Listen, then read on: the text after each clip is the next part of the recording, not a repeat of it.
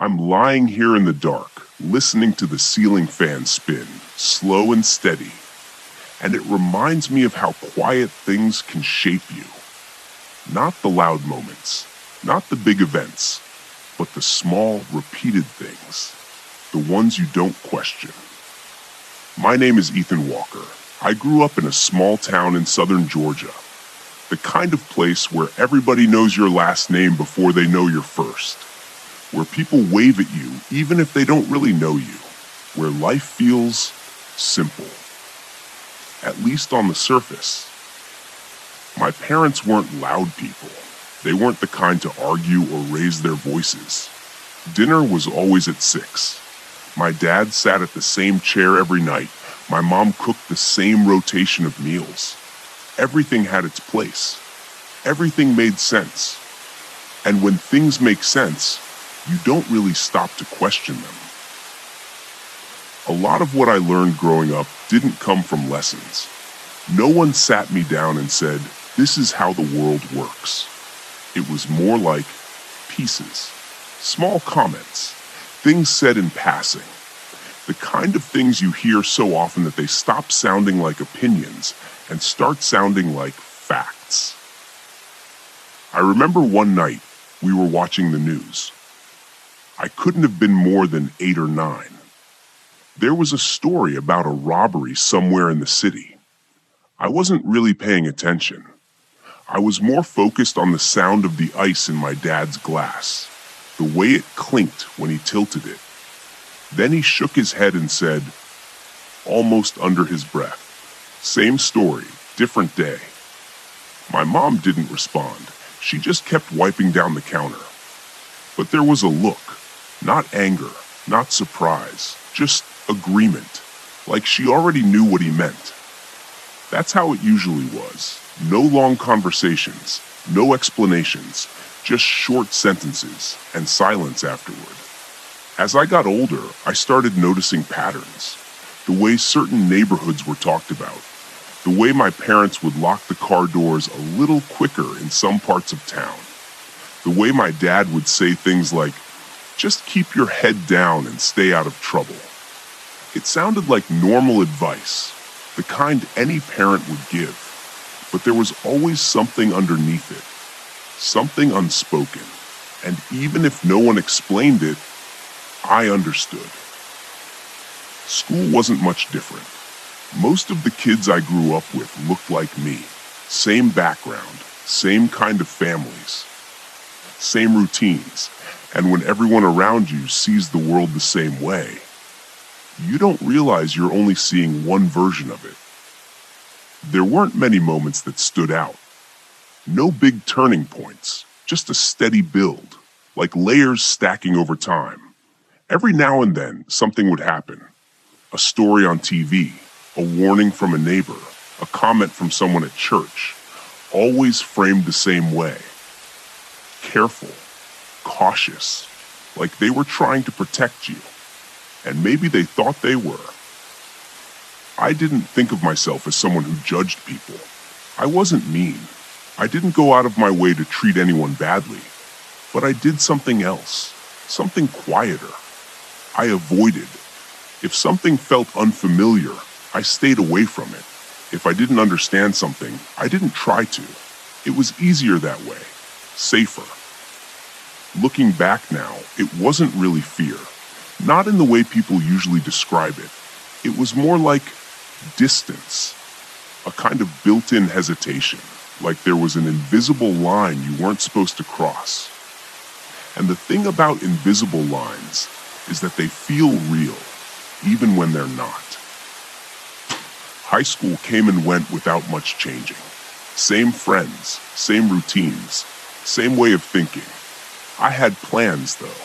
I wanted to get out, not because I hated where I was from, but because I had never really seen anything else.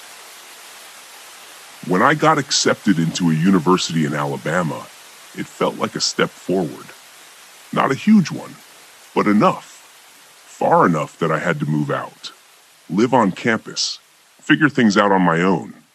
My parents were proud. My mom cried a little when we packed the car.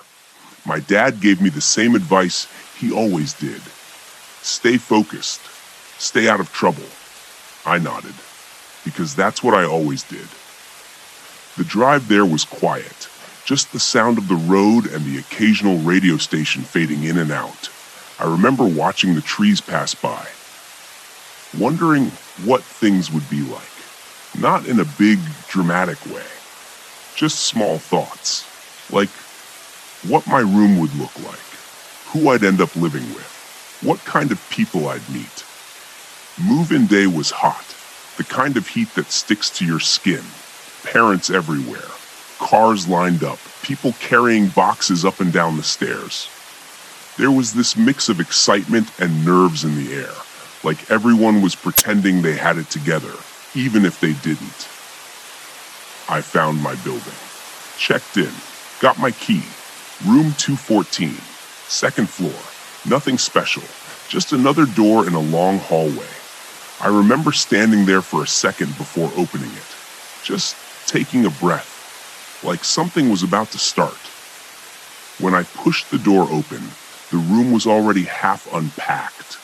One side had clothes hanging, a suitcase open on the bed, a pair of sneakers by the desk, and someone was there, standing by the window, looking outside. He turned when he heard the door, looked at me for a second, then smiled, easy, natural, like there was no reason not to. "Hey," he said, "you must be Ethan." I nodded. "Yeah." He walked over and held out his hand. "I'm Marcus." I hesitated, not long enough for it to be obvious, but long enough that I felt it. That same quiet hesitation I'd carried for years, the kind you don't think about, the kind that just shows up. I shook his hand anyway. His grip was firm, warm, normal, just like anyone else. "Good to meet you," he said.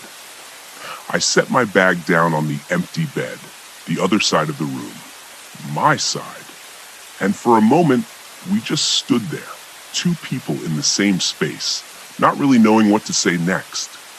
He broke the silence first.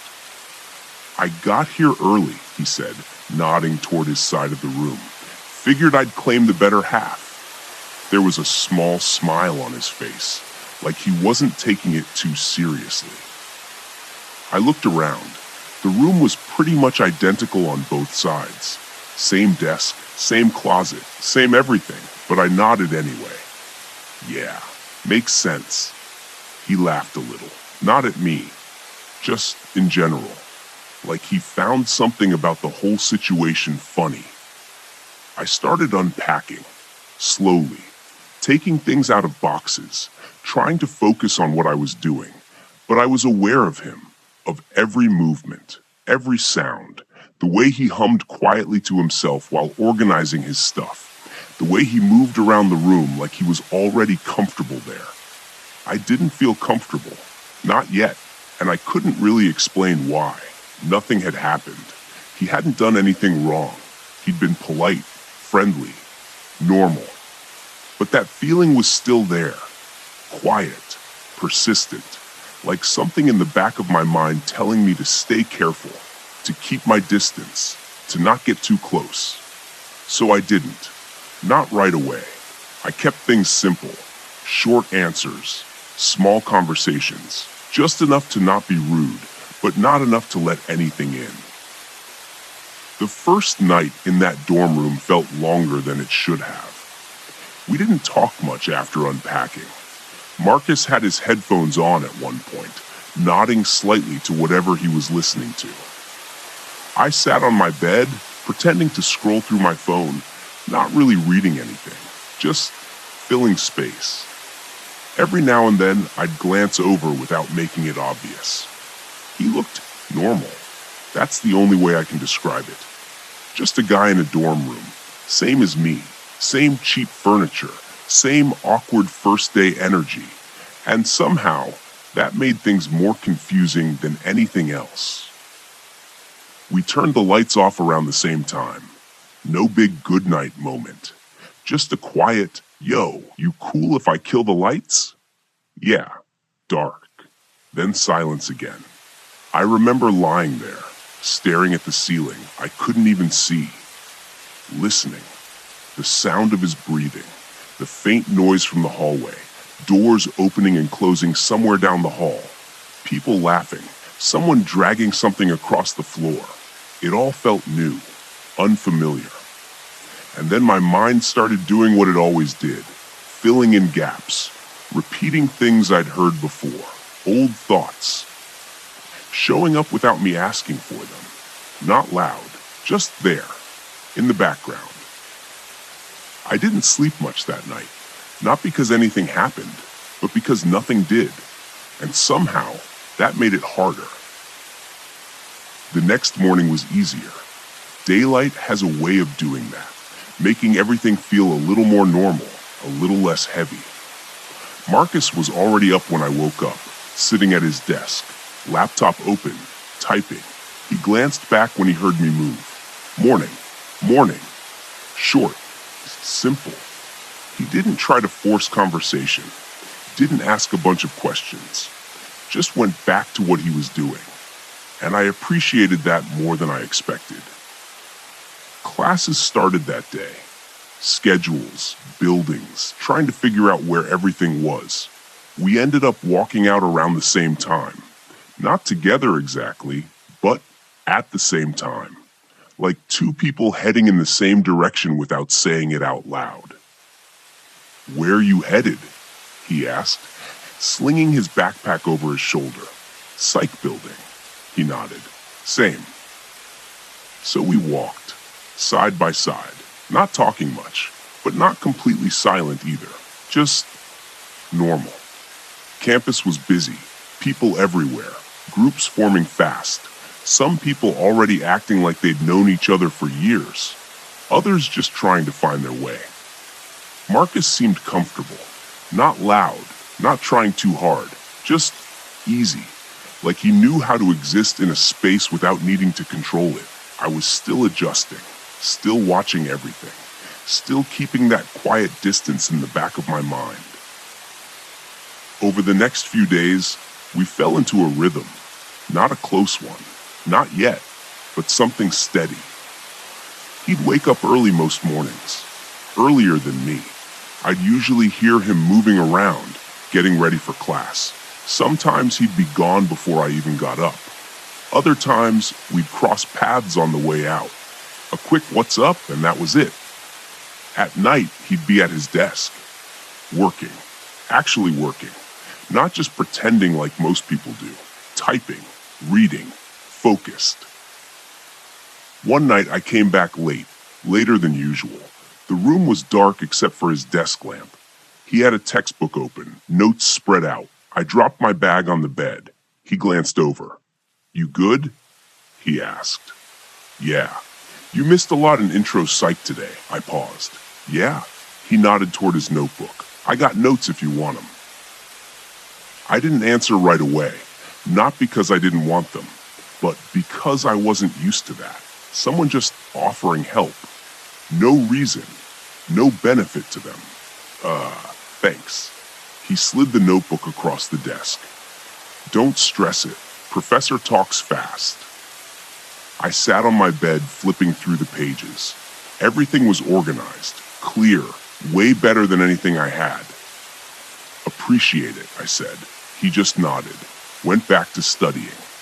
That moment stuck with me longer than I expected, not because it was a big deal, but because it didn't match anything I'd been told to expect.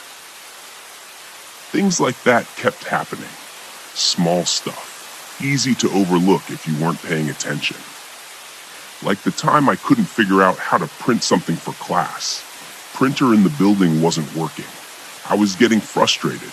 Didn't say anything, just kept trying. Marcus noticed anyway. "You trying to print?" "Yeah, this thing's messed up." He stood up, grabbed his laptop. "Come on, there's one in the library that actually works."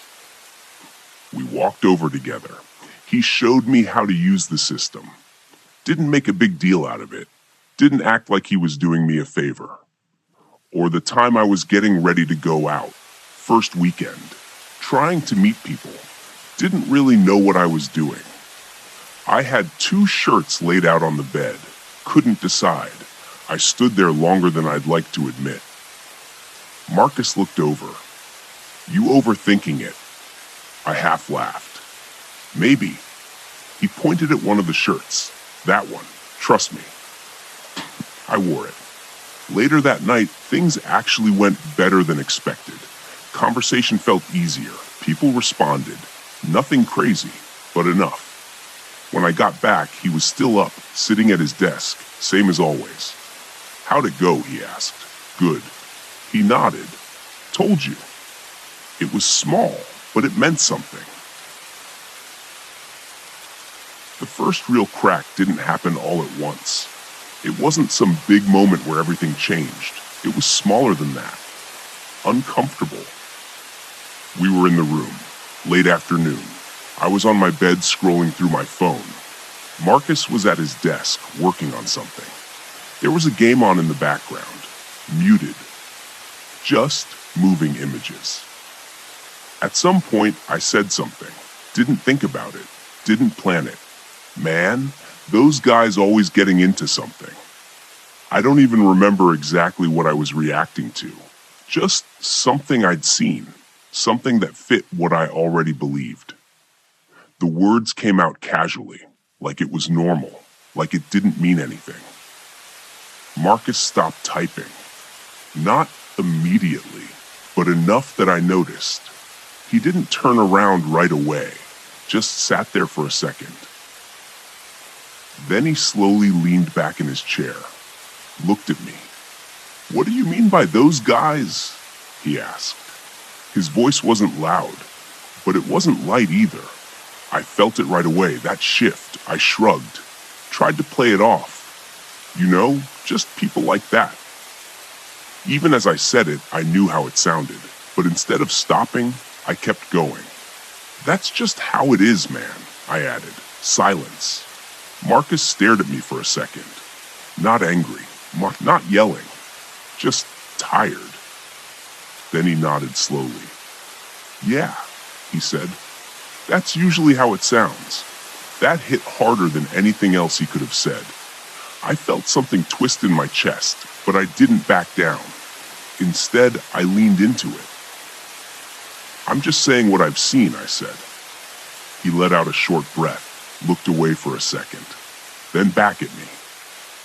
"Nah," he said quietly, "you're saying what you've been told." That stung. I sat up a little, defensive. "So what? I'm just supposed to ignore reality?" I said. Marcus shook his head. "No, but maybe check where you got your version of it." There was a pause. Neither of us spoke. The room felt smaller, tighter. After a few seconds, he turned back to his desk, started typing again. Conversation over, but it didn't feel finished. That night, we didn't talk much. Not because we agreed, but because neither of us wanted to push it further. And for a while, things pulled back a little. Not completely, but enough that I noticed. The easy conversation slowed down. The small jokes disappeared. We were back to something closer to neutral. And honestly, part of me was relieved, because it meant I didn't have to deal with that feeling, that discomfort. It was easier to go back to what I knew. And for a few days, I did. I stuck to my old thinking, my old patterns. Told myself he was just being sensitive, that he took it the wrong way, that it wasn't that deep, but it didn't sit the same anymore. Because now, I had his voice in the back of my head. "You're saying what you've been told." I tried to ignore it, but it kept coming back. A few days later, something else happened. We were off campus, walking back from a convenience store, late evening, not many people around. As we crossed the parking lot, a car slowed down near us. Two guys inside, windows down, music loud. They looked at Marcus first, then at me. One of them laughed. "Hey man," he called out to me, "you good with that?" I froze. Didn't answer right away. Didn't even fully process it at first. The driver smirked. "You better watch yourself," he added. The implication was clear. Didn't need explaining. I felt that familiar pull, that instinct, that old voice telling me what side I was supposed to be on. Marcus kept walking. Ed didn't respond, didn't even look at them. But I slowed down just a little, and for a split second, I considered it, laughing it off, saying something back, going along with it. It would have been easy, automatic. But then I looked at Marcus, and I saw it. Not fear, not anger, just resignation. Like he'd seen this before, heard it before, expected it. That hit harder than anything those guys said.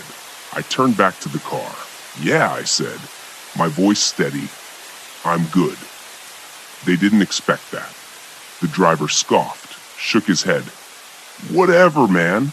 The sound of the car faded. Silence again. We kept walking. For a minute, neither of us said anything. Then Marcus glanced over. "You didn't have to say anything," he said. "I know," I replied. Another pause. "But I wanted to." He nodded once, didn't say anything else. But something shifted again. Not all the way, not completely, but enough. That night, back in the room, things felt different. Still quiet, but not distant. More like something had been acknowledged, even if we hadn't talked about it directly. Later, as I lay in bed, staring at the ceiling, I thought about both moments. What I said, what he said, what happened in that parking lot. And for the first time, I didn't try to explain it away. I just let it sit, uncomfortable, unfinished, real. Because the truth was, I wasn't there yet. I still had old thoughts, old reactions, things that didn't change overnight. And part of me still slipped back into them sometimes. But now I noticed it, and that made it harder to pretend it wasn't there, harder to ignore, harder to go back to the way things used to be. Marcus wasn't perfect either. He had moments, times where he pulled back, times where he didn't feel like explaining anything. One night, I asked him something, trying to understand, I thought. "Does it bother you all the time?" I said. He looked at me, really looked this time. "Yeah," he said simply. Pause. "Sometimes more than others." I nodded, didn't know what to say after that. He leaned back slightly, ran a hand over his face. "It just gets tiring," he added, "having to decide when to ignore it and when to deal with it." There was no anger in his voice, just honesty. And for the first time, I understood a little more. Not everything, but enough to know this wasn't something simple. And neither was changing the way I saw it. It wasn't one moment, one conversation. It was a process, messy, uneven, sometimes forward, sometimes back, but moving, even if it didn't feel like it all the time. After that, things didn't suddenly become easier. If anything, they got a little more complicated. Not in a loud way, not arguments, not tension you could point at, just something underneath everything. Marcus and I still lived in the same room, still followed the same routines, class, food, sleep. But now, there was awareness. The kind you can't turn off once it's there. Some days felt normal. We'd talk like nothing happened, joke about small things, complain about classes. Other days, it was quieter. Not bad, just careful. Like both of us were figuring out where the line was now. I caught myself overthinking simple things. What I said, how I said it, whether it sounded wrong. And sometimes, that made me pull back again. There were moments where I almost missed the way things were before, not because it was better, but because it was easier. One afternoon, I was on a call with someone from back home, speaker on. Didn't think much of it. They started talking about school, asking how things were, who I was hanging out with. I hesitated. Just a second. Just people from my classes, I said. Marcus was in the room, sitting at his desk, not looking at me. The person on the phone laughed. Hope you ain't getting mixed up with the wrong crowd. That sentence, familiar, easy to agree with. And without thinking, I gave a small laugh. Yeah, you know how it is. It was automatic. The second it came out, I felt it. Not guilt exactly, just something off. I glanced over. Marcus hadn't turned around, hadn't reacted, but his shoulders were tense, just slightly. That was enough. I wrapped up the call quicker than I needed to, said I had to go, hung up. The room felt quiet again. I sat there for a second, then finally said, "Hey, that wasn't..." He cut me off. "It's whatever," he said, still not turning around, but it didn't sound like whatever. "I didn't mean it like that," I added. He let out a breath, slow. "I know," he said, pause. "Doesn't really change how it sounds, though." That landed. I didn't have a response for that, because he wasn't wrong. I had slipped right back into it without even noticing. And that was the part that bothered me the most. Not that I said it, but how easy it was. That night, we didn't talk much. Not because we were fighting, but because there wasn't anything to say yet. And I think we both needed space. The next few days, I kept thinking about it, about how fast I fell back into old habits, old language, old thinking. It made everything feel less solid, like maybe I wasn't changing, maybe I was just pretending to. That thought stuck with me. A couple days later, Marcus wasn't in the room when I got back. It was late, lights off, quiet. I sat on my bed, didn't turn anything on, just sat there, thinking about all of it, not trying to fix it, not trying to explain it, just letting it be what it was. When Marcus came back, it was close to midnight.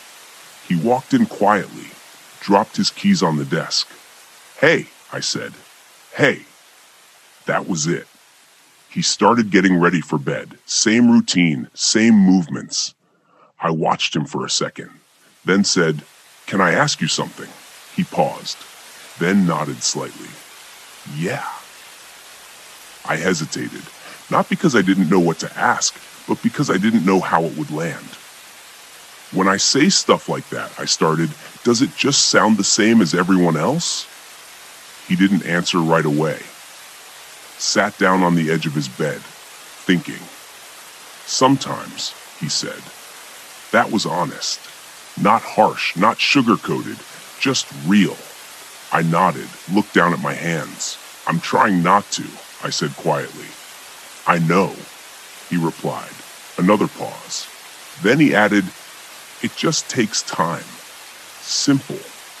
But it meant more than anything else he could have said, because it didn't expect me to be perfect, but it also didn't excuse anything either.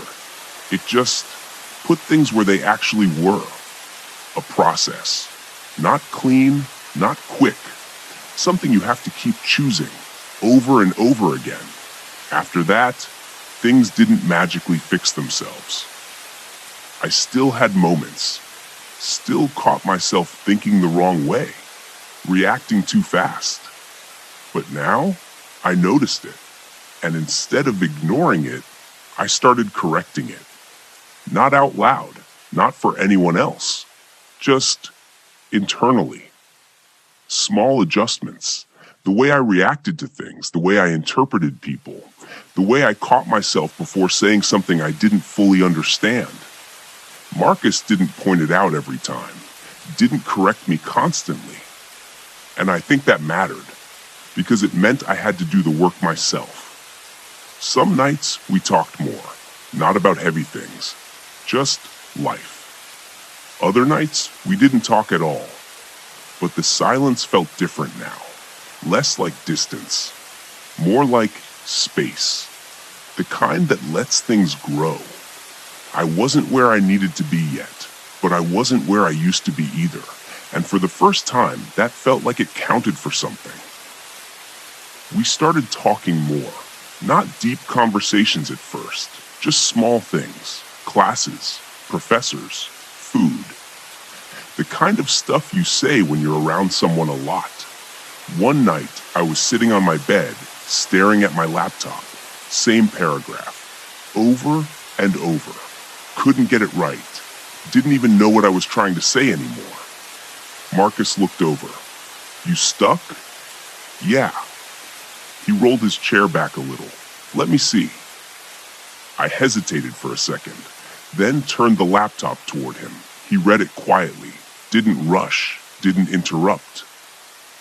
After a minute, he said, "You're overthinking it." I exhaled. "Feels like it." He pointed at the screen. "Just say what you mean. You don't gotta make it sound smart. It already is." I rewrote it, simpler, clearer, and somehow it worked. "Better," he said, then just went back to his own work. That became a pattern, not just with school, with everything. He noticed things, even when I didn't say anything. Like when I had a bad day, didn't talk about it, didn't explain, just sat there, quieter than usual. He didn't ask a bunch of questions, didn't push. He'd just say something like, "You good?" And if I said, "Yeah," he'd nod, leave it alone.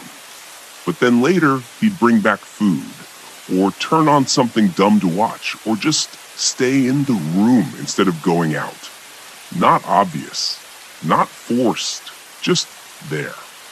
It threw me off at first, because I wasn't used to that kind of attention, that kind of awareness. And the more time we spent in the same space, the harder it got to hold on to the version of him I had in my head before. He wasn't anything like what I expected. Not loud, not reckless, not the way I'd been taught to imagine. He was disciplined, more than me. He studied every day, actually showed up to class prepared, asked questions, took notes like it mattered.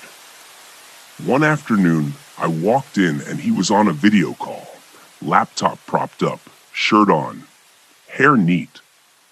"Yeah, I can start as early as next week," he said. Pause. "Appreciate the opportunity." He ended the call and leaned back, exhaled. "What was that?" I asked. "Internship," he said. "Design firm in Birmingham."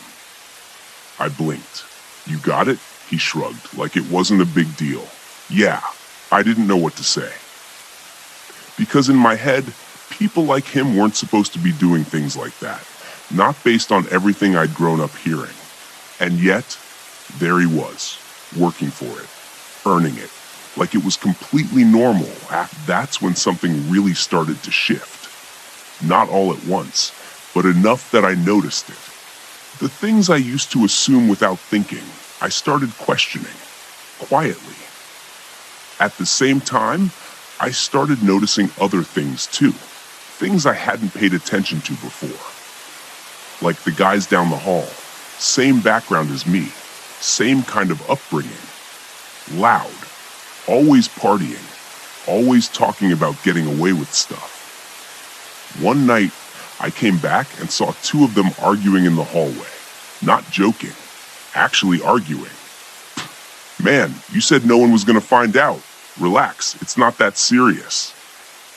Later, I found out they'd been cheating on exams, sharing answers, using someone else's login. It wasn't shocking. Stuff like that happens. But it stuck with me because it didn't fit the pattern I'd been taught. Around the same time, Marcus was helping me study for a test I wasn't ready for. We were sitting at the desk, notes everywhere. "You keep skipping steps," he said. "I know. That's why you're getting stuck." He walked me through it, step by step, patient, no frustration. "You got it," he said after a while. "Try again." I did, and it made sense this time. I leaned back. "Man, I would have failed that." He smiled a little. "Nah, you just needed to slow down." It was simple, but it meant something. Because while I was seeing people I grew up around cutting corners, the person I'd been taught to be cautious around was the one helping me stay on track. That didn't sit right. Not in a bad way, just in a way that made me think. The more I paid attention, the more those differences showed up. Not just in school, in everyday things. Respect, discipline, consistency. And it wasn't like Marcus was trying to prove anything. He wasn't performing. He wasn't trying to change my mind. He was just being himself, which made it harder to ignore. There were moments, small ones, where I'd catch myself reacting differently, like laughing at something he said without thinking about it first, or asking his opinion on something without hesitating, or just sitting there comfortable. And every time that happened, I'd notice it, just for a second. Like, when did that change? I didn't have an answer. But I knew something was different. Not everything, not yet, but enough that I couldn't go back to the way I used to see things without it feeling off. And once something starts to feel off, you can't unfeel it. You can try to ignore it, push it down, tell yourself it doesn't matter. But it stays there, quiet, waiting, and sooner or later, you have to face it. I just didn't know yet how much that was going to change things. It was late. I don't remember the exact time, past midnight for sure. The kind of hour where the campus feels different, quieter, thinner somehow. Marcus had already gone to bed. Lights off, room still. I wasn't tired, or maybe I was, just not in the right way. So I grabbed my hoodie and stepped outside. Didn't say anything, didn't think I needed to. The air was cooler than earlier, that kind of damp southern night where everything feels a little heavier. Streetlights buzzing softly, long shadows across the walkway. I didn't have a plan, just walked, hands in my pockets, head down. Campus looks different when it's empty. The same buildings, but quieter, like they're holding their breath. I ended up near the far side of campus, closer to the parking lots, fewer lights, fewer people. I remember thinking I should probably head back. Nothing bad had happened, nothing felt wrong, just far enough. That's when I heard voices, behind me, not loud, but not quiet either. Yo, I kept walking, didn't turn around. Hey, man, hold up. Something in the tone made me stop. Not aggressive exactly, but not friendly either. I turned. Two guys, maybe a little older, hard to tell in the low light. "You got the time?" one of them asked. I checked my phone out of instinct. 12:47. They stepped a little closer, too close. "You go here?" the other one asked. Yeah, they exchanged a look. Quick, subtle, but enough. "You got any cash on you?" the first one said. There it was, clear, no confusion now. My chest tightened. Not really. "Come on, man," he said. "Don't do that." I glanced around. No one nearby, just empty space. I said I don't. He stepped closer again, wheezed, and this time, it wasn't casual. Check again. My hands felt cold, even in the humidity. I started to reach into my pocket, not even thinking clearly, just reacting. And then, Ethan. The voice came from behind them. Calm, steady. All three of us turned. Marcus. I don't know how long he'd been there, or how he knew where I was, but he was standing a few steps back, eyes locked on them. "You good?" he asked. I nodded. Didn't trust my voice. The guys looked at him, then back at me. then back at him again. Something shifted. Not dramatic, just enough. "Nah, we're good," one of them said, stepping back. They didn't argue, didn't push it, just turned and walked off into the dark. It happened fast, too fast to process in the moment. Marcus didn't move right away, just watched them go, made sure they were really gone. Then he walked over. "Let's go." That was it. No lecture, no questions, just let's go. We walked back in silence, side by side, same path, different feeling. My heart was still racing, adrenaline or something like it. When we got back to the room, he closed the door behind us, locked it. "You all right?" he asked. "Yeah," I said. Then after a second, "I think so." He nodded, didn't push. I sat down on the edge of my bed, hands still shaking a little. "You followed me?" I asked. He leaned against his desk. "Door opened. Didn't hear you come back." Pause. Figured I'd check. That was it. No big explanation. No "I saved you." No moment. Just, he noticed I was gone, and he came to make sure I was okay. I sat there for a while, letting everything settle. Because the thing that stuck with me wasn't what those guys wanted, or how close they got. It was the fact that Marcus didn't hesitate, didn't think twice, didn't weigh anything. He just showed up. And in that moment, there was no distance, no hesitation, no line. Just one person, making sure another person got home safe. Later that night, when the room was quiet again, I lay there staring at the ceiling. Same as the first night, same darkness, same silence. But it didn't feel the same. After that night, things didn't suddenly become clear. It wasn't like I woke up the next morning with everything figured out. There was no moment where I sat up and thought, "All right, I was wrong about everything." It didn't work like that. It was quieter, slower. The next day felt normal, or at least it looked normal from the outside. Classes, people talking, same routines. But inside, something wasn't sitting the same anymore. I found myself replaying the night before. Not the part with those guys. That wasn't what stuck. It was Marcus. The way he showed up, the way he didn't make it a big deal, the way he didn't ask for anything after. If anything, he acted like it was just another night. That didn't match anything I'd been taught growing up. Not even close. Back home, the idea had always been simple, clear, predictable. But this didn't fit. And once something doesn't fit, you start noticing everything else that doesn't either. Over the next few days, I paid more attention. Not in an obvious way, just quietly observing. Marcus was the same as always.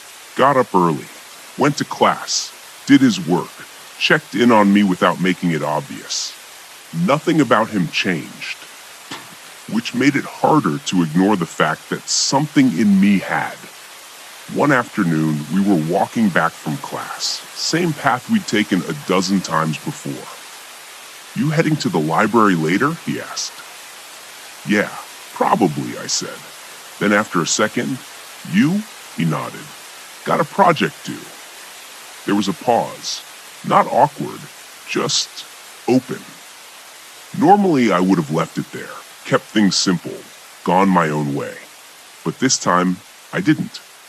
"I might come with you," I said. It wasn't a big sentence, didn't sound like much, but I felt it. He glanced over, gave a small nod. Cool. That was it. We didn't talk about it after that. Didn't make a plan. We just ended up there later that evening. Same table, different sides, working. Every now and then, one of us would ask something, clarify a point, share notes. Nothing dramatic. But it felt easy, easier than it had before. Like I wasn't holding something back anymore, or at least not as much. That's when I started noticing something else. It wasn't just about Marcus. It was about everything I had believed before. Because once you start questioning one thing, you don't stop there. You start looking at all of it, where it came from, why you believed it, whether it ever made sense to begin with. And the more I thought about it, the more I realized something uncomfortable. None of those beliefs had come from my own experience. Not really. They came from repetition, from being told the same things in different ways, over and over again, and I had accepted them without checking, without asking. That didn't feel good to admit, but it felt honest. One night we were back in the room, both of us doing our own thing. I don't even remember what started it. Something small, a comment, a joke. And then somehow the conversation shifted. "Where are you from?" I asked. He leaned back in his chair. "Birmingham." I nodded. "Family still there?" "Yeah." Pause. "Mom? Little sister?" He didn't go into detail, didn't overshare. I respected that. After a second, he added, "My mom works 2 jobs." The way he said it wasn't complaining, just a fact. "I try to help out when I can," he said. I didn't know what to say to that, so I just nodded. "Must be a lot," I said. He shrugged. "You do what you gotta do. Simple." We sat there for a while after that, quiet again. But it wasn't the same kind of quiet as before. It wasn't distance. It was understanding. Not complete, not perfect, but real. And in that moment, I realized something. Marcus had never asked me to change. He never tried to prove anything, never tried to argue. He just existed, honestly, consistently. And somehow, that did more than anything else could have. Later that night, after he went to bed, I stayed up a little longer. Not scrolling, not distracted, just thinking. About everything. About where I came from, what I was taught, what I believed, and how different things look now compared to just a few weeks ago. It wasn't a clean break, not a clear line. It was more like something loosening, something I had been holding on to without realizing it. And for the first time, I didn't feel the need to hold it so tightly anymore. I wasn't all the way there yet, but I knew one thing for sure. I couldn't go back to seeing things the way I used to and pretend it still made sense, because it didn't. Not anymore. After that shift, after everything started feeling different, life just kept moving. Classes, deadlines, late nights, the usual. Marcus and I, we got closer. Not in a dramatic way. We didn't sit down and say, "We're best friends now." It just happened. We studied together more, grabbed food sometimes, talked a little longer than before. I stopped thinking so much about how to act, stopped measuring my words, stopped holding that quiet distance. And in return, things felt lighter. But not everything changed. Not everywhere. Spring break came around. I went home. The town looked exactly the same. Same streets, same houses, same people doing the same things. It was strange how normal everything felt, and at the same time, how different I felt walking through it. Dinner the first night was quiet. My mom asking about classes. My dad asking about grades. The usual. Then it came up. "Who you rooming with?" my dad asked. I hesitated for just a second, not because I didn't want to answer, just because I knew what came after. "His name's Marcus," I said. "Marcus what?" "Johnson." That pause. It was small, but I felt it. My dad leaned back slightly, didn't say anything right away. My mom glanced at him, then back at me. "Oh," she said, soft, careful. No one said anything else for a few seconds. Forks against plates. The sound of the clock on the wall. "How's that going?" my dad asked. It's fine, I said. Then after a second, he's a good guy.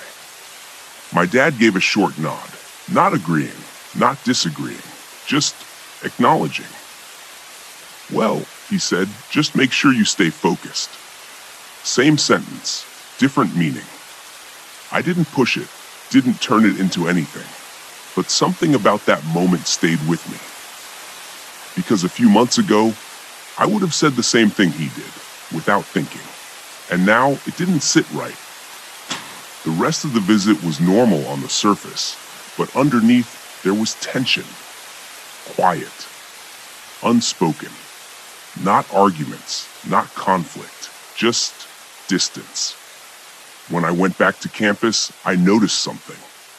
I felt more at ease there than I did at home. Not because campus was better, but because I didn't feel like I had to filter anything. I didn't have to think about how things sounded or what people expected me to believe. I could just exist. One afternoon, a few weeks later, something small turned into something else. We were in the student lounge, couple people around, nothing crowded. Two guys I recognized from one of my classes were sitting nearby, talking, not quietly. Man, you know how it is, one of them said. Some people just bring trouble with them. I didn't look up right away, but I knew what he meant. Marcus was sitting across from me, scrolling through something on his phone, didn't react, didn't even look their way. The other guy laughed. Yeah, I wouldn't trust it either. That word, it. Something about that stuck. I felt it before I thought about it. That same feeling I used to ignore. Only this time, I didn't ignore it. I looked up. Trust what? I said. They glanced over, didn't expect that. Nothing, man, one of them said quickly. Nah, I said, you said it. What do you mean? There was a pause. Not long, but enough. Just saying, he shrugged, you gotta be careful who you hang around. I let that sit for a second. Then I said, yeah, you do. They nodded, like we agreed. But I didn't stop there. I mean, I've met plenty of people here I wouldn't trust. I looked right at them. Has nothing to do with where they're from. Silence. Not loud, not dramatic, just quiet. They didn't argue, didn't push back, just kind of looked away.